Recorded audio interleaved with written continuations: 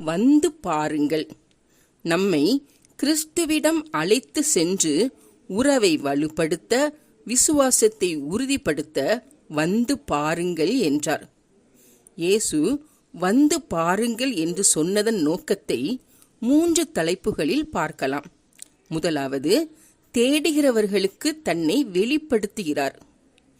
என்ன தேடுகிறீர்கள் என்று யோவானின் சீசர்களிடம் கேட்டு தம்மை வெளிப்படுத்தினார். ஆம், நாம் அவரை தேடும்போது அவரை நமக்கு வெளிப்படுத்துகிறார். இரண்டாவது, கண்டு கொள்பவன் களிப்படைகிறான். இயேசுவை அதுவரை ரபி என்று அழைத்த அந்திரேயா அவரை கண்டு கொண்ட பின் தன் சகோதரன் பேதுரிடம் வந்து மேசியாவை கண்டோம் என்று சந்தோஷத்துடன் கூறுகிறான்.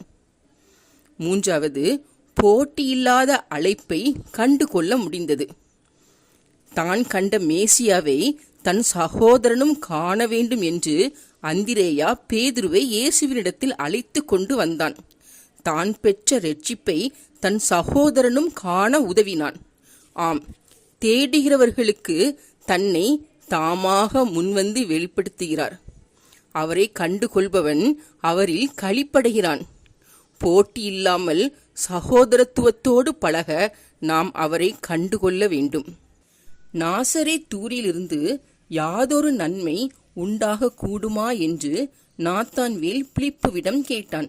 அதற்கு பிலிப்பு வந்து பார் என்றான். கர்த்ததாமே உங்கள் யாவரையும் ஆசீர்வதிப்பாராக. ஆமேன்.